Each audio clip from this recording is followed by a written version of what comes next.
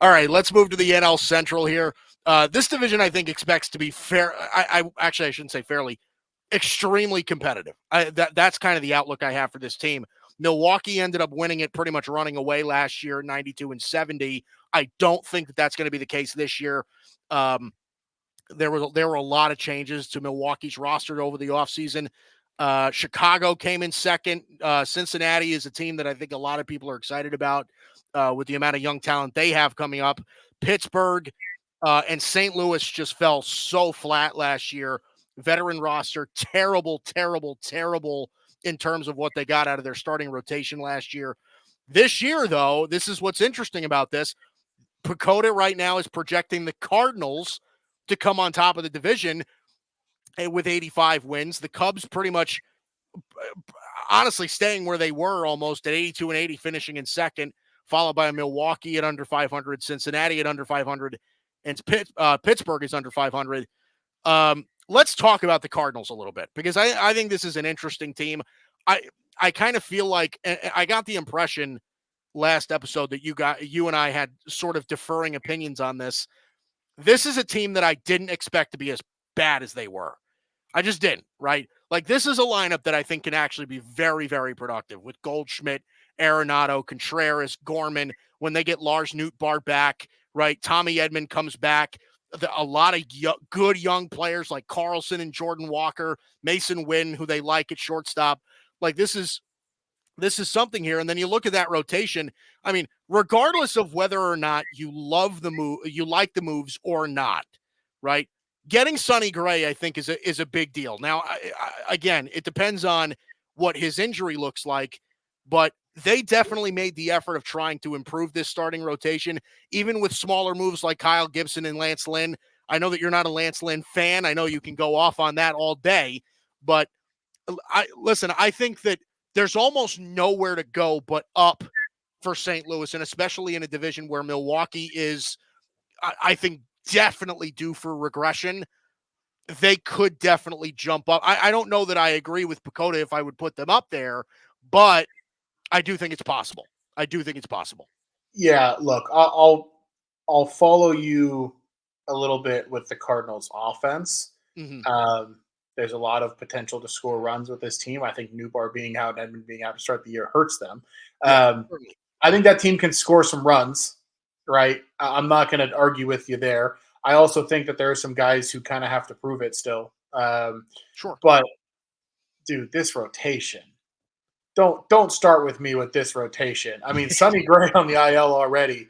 What a mess, because that's the only dude they got. Miles Michaelis is just a guy.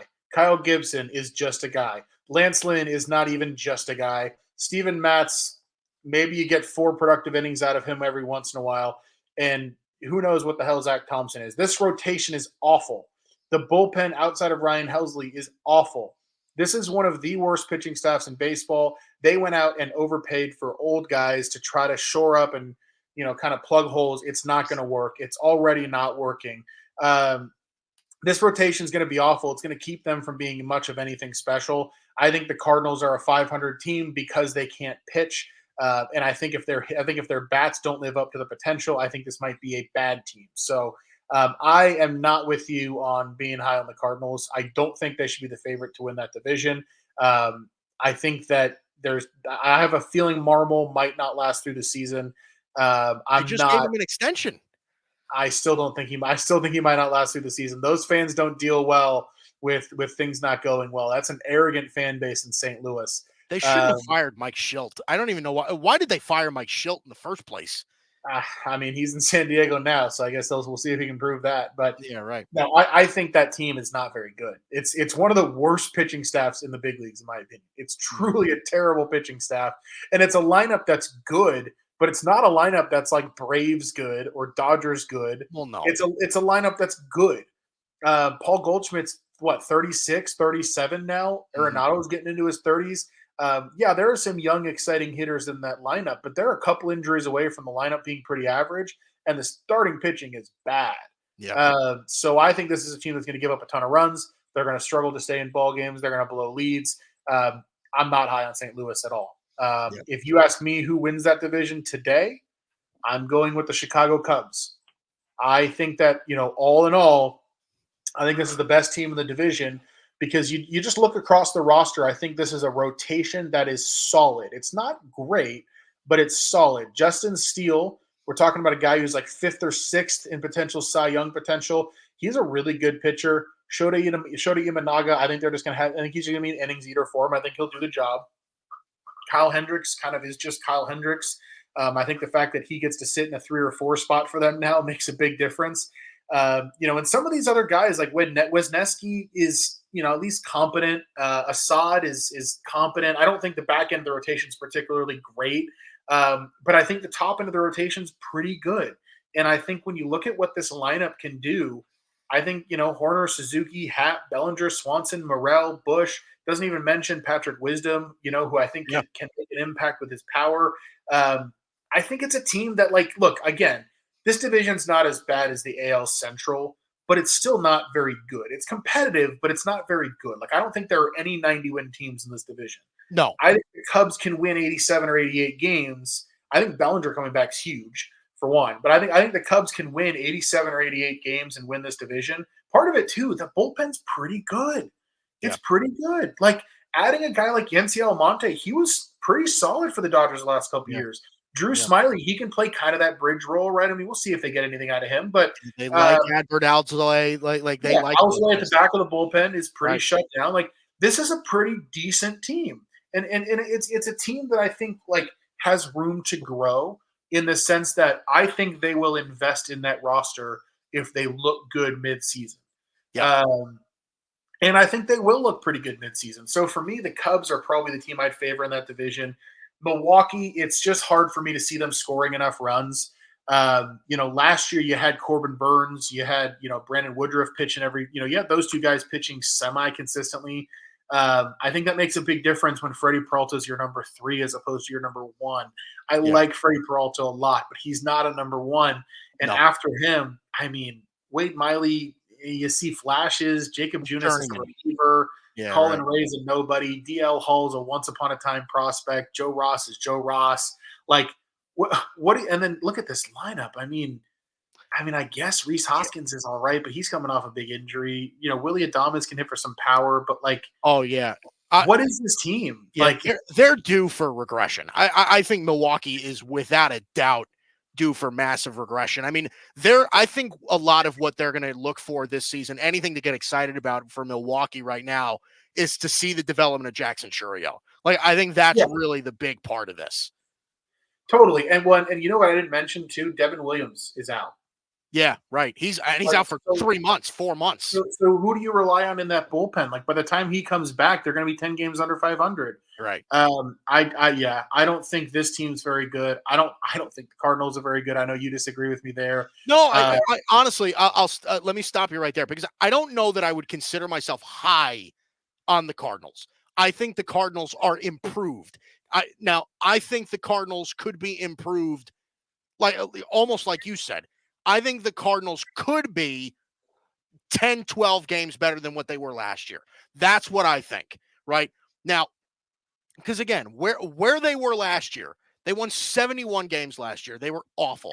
And as I said before, they had the worst starting pitching of anybody in the league. They were absolutely terrible in that department. I think they're improved in that area. I just want to briefly touch on the Reds because I think the Reds are interesting. They are one of these teams where I think their ceiling is unbelievably high, but their floor can be unbelievably low. Noelvi Marte obviously suspended for PEDs, but this is a lineup with a lot of great young talent. Obviously, everybody loves Ellie De La Cruz, Matt McClain, Spencer Steer got a lot of attention last year, and they definitely made some efforts in improving the rotation, as small as they may be with Nick Martinez and Frankie Montas. But what do you make of this Cincinnati Reds team briefly before we go into your hot corner? Yeah, I think they're fine. I think it's a lot of young guys who, some of whom might, I think Ellie De La Cruz probably takes a step forward this year after kind of getting exposed late last year. That kid's too talented to be held down forever. But I think some of these other guys are probably due for a step back, like Matt McClain, Spencer Steer, some of these, even TJ Friedel, I'm hoping for these guys to have success because Cincinnati's right up the road here. I have a ton of fun going to their games and going up to Great American Ballpark and all that. It's a team that I'd like to be good.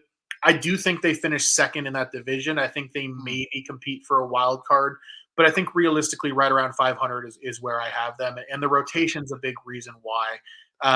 It's just look, Hunter Green, the stuff is there, but we just haven't seen it translate yet.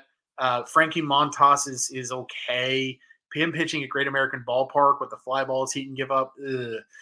Nick Martinez, okay. Graham Ashcraft, like flashes, right? Andrew Abbott's the one guy that I think could potentially be a lot of fun. Nick Lodolo is obviously a guy that there's a lot of excitement around, but obviously the health concerns there. yeah. I think they're going to give up a lot of runs. I think they're going to score a decent number of runs. They're going to be a fun team to watch, but realistically, I think they're a 500 team whose ceiling has them in a wild card series, maybe. Yeah, no, I think I agree with you. I would say that they're a more exciting team than they are good, at least in my mind. Uh, listen, just because we have it here, I think you and I are both kind of in agreement. Pittsburgh just isn't going to be very good this year. They've got some nice young players, O'Neill Cruz, Brian Hayes. Obviously, we know what Brian Reynolds is, but I think that you and I are kind of both in agreement here. This is a team that's probably slated for last in this division. I mean, I don't know how you feel about St. Louis to this point, Well, but look, I mean, I'm way down on St. Louis. I am. I'm way down on Milwaukee. I think the Pirates are going to take some more games from those teams than they have in the past. mm, Um, I think the Pirates are going to be better than they were. yeah, It's still not a competitive ball club, but there are some floor raisers in that lineup, right? I mean, going and getting Rowdy Tellez, going and getting, Michael A. Taylor, O'Neill Cruz coming back is huge. That kid's yes. unbelievable, and he's been killing it in spring training. Henry Davis intrigues me as well. Oh, Henry Davis had the sky's the limit for that kid. I mean, so there's some fun here. I think it's a team that, to me, the Pirates, there's some similarities with them and the Royals, where it's like at least you can see a direction. Yeah, There are concerns about like will the team spend when they need to spend to actually become what they want to be. But like, look, I mean, Mitch Keller is good. yeah, Martin Perez has been a pretty productive guy even in his veteran years.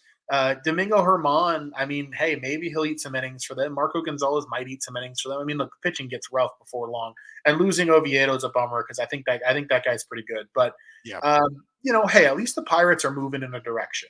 Kind of like we talked about with Kansas City. They're moving in a direction. They're going to be better than they were last year, right? I think they can win 70 games. So we'll yeah. see. Yeah, they're just right. You and I are both kind of in agreement here. They're just not in contention as of yet Yeah. for anything as regarding the playoffs or the division or anything of that sort.